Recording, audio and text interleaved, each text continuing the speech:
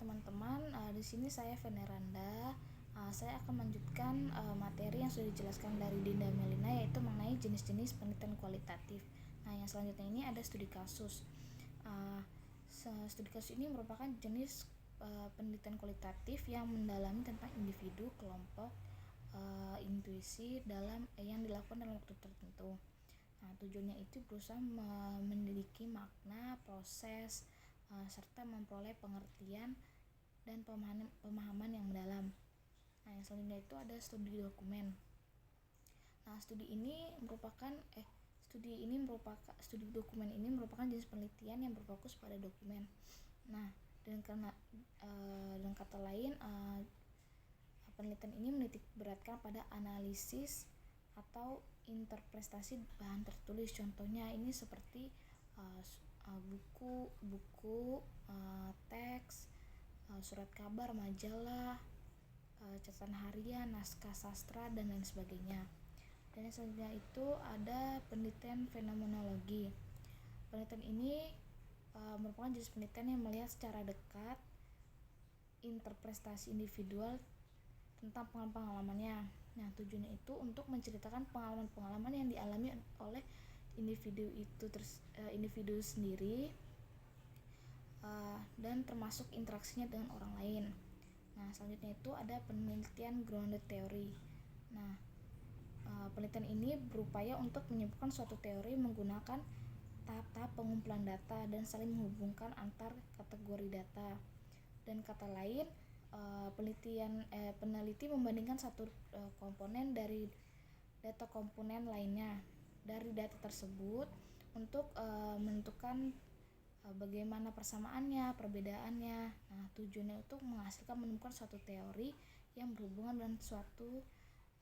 dengan situasi tertentu. Selanjutnya itu ada penelitian biografi.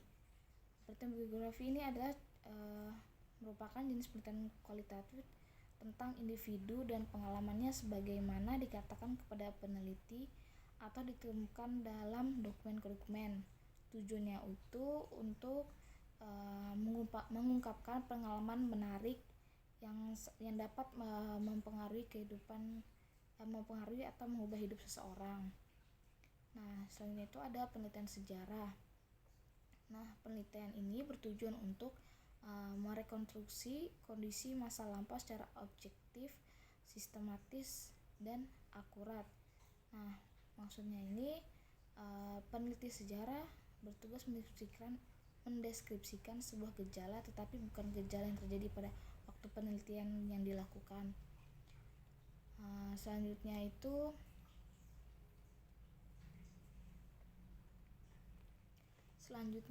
ada kompetensi peneliti kualitatif. Jadi peneliti harus memiliki kompetensi. Yang pertama itu memiliki wawasan yang luas dan mendalam tentang bidang yang akan diteliti. Yang kedua, mampu menciptakan rapat kepada setiap orang yang ada pada konteks sosial yang akan diteliti. Yang ketiga, memiliki kepekaan untuk melihat setiap gejala-gejala pada objek yang akan diteliti. Yang keempat itu mampu menggali sumber data dengan observasi partisipan, wawancara mendalam.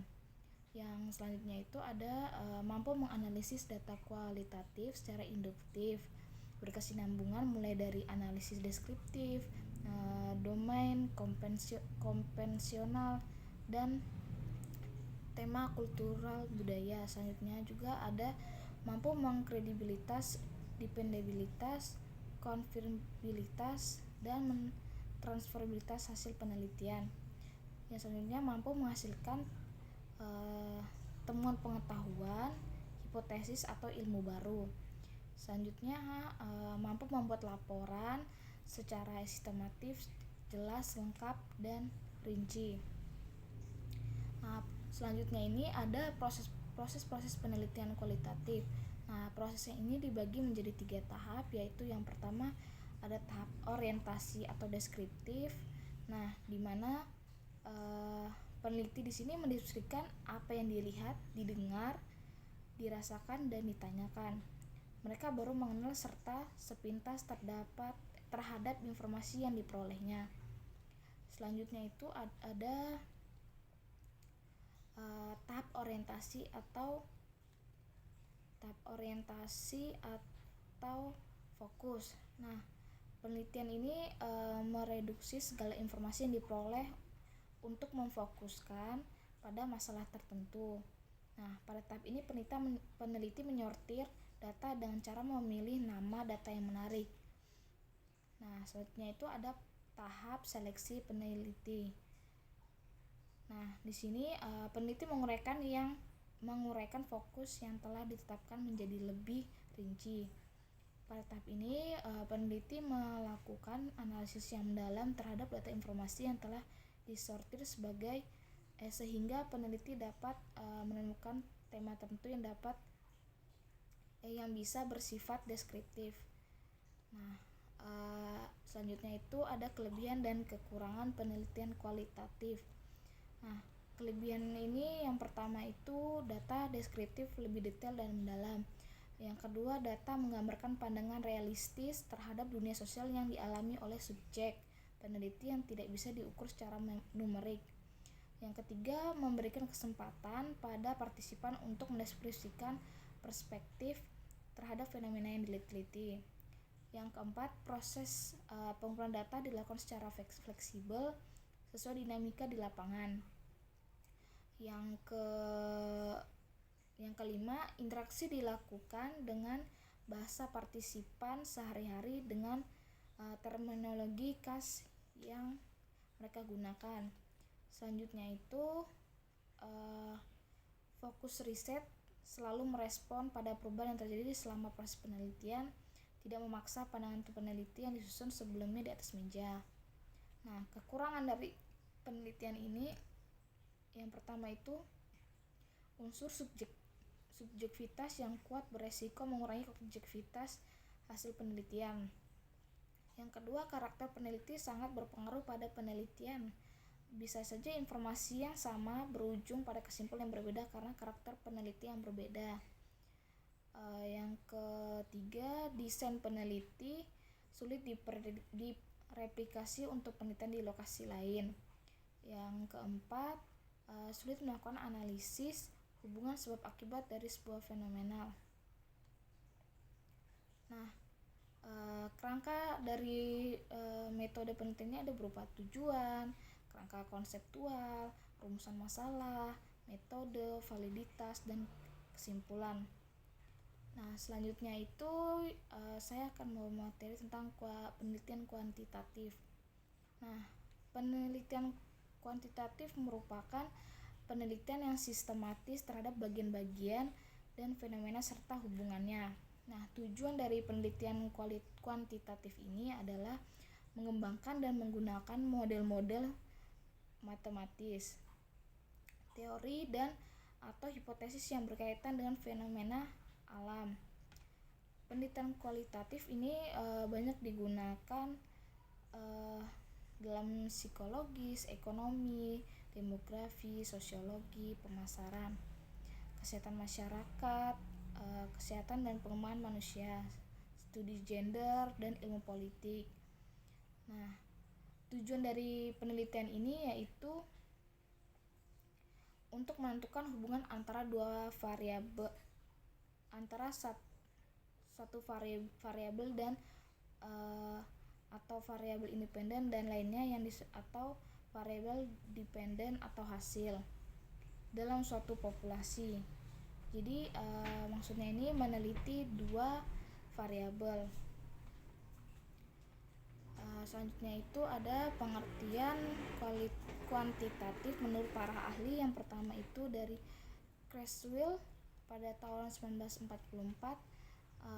Menurut ia, penelitian kuantitatif ialah sebutan penyelidikan tentang masalah sosial berdasarkan pada pengujian sebuah teori yang terdiri dari variabel-variabel, diukur dengan angka dan dianalisis dengan prosedur statistik untuk menentukan apakah generalisasi prediktif teori tersebut benar.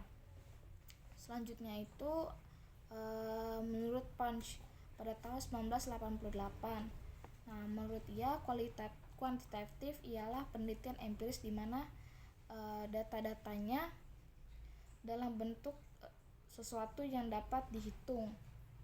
Dan penelitian kuantitatif memperhatikan pengumpulan data dan analisis data dalam bentuk numeris. Selanjutnya itu ada menurut Breiman pada tahun 2005, menurut ia penelitian kuantitatif ini dimulai dari teori, hipotesis, desain penelitian, memilih subjek, mengumpulkan data, memproses data, menganalisis data, dan menuliskan kesimpulan.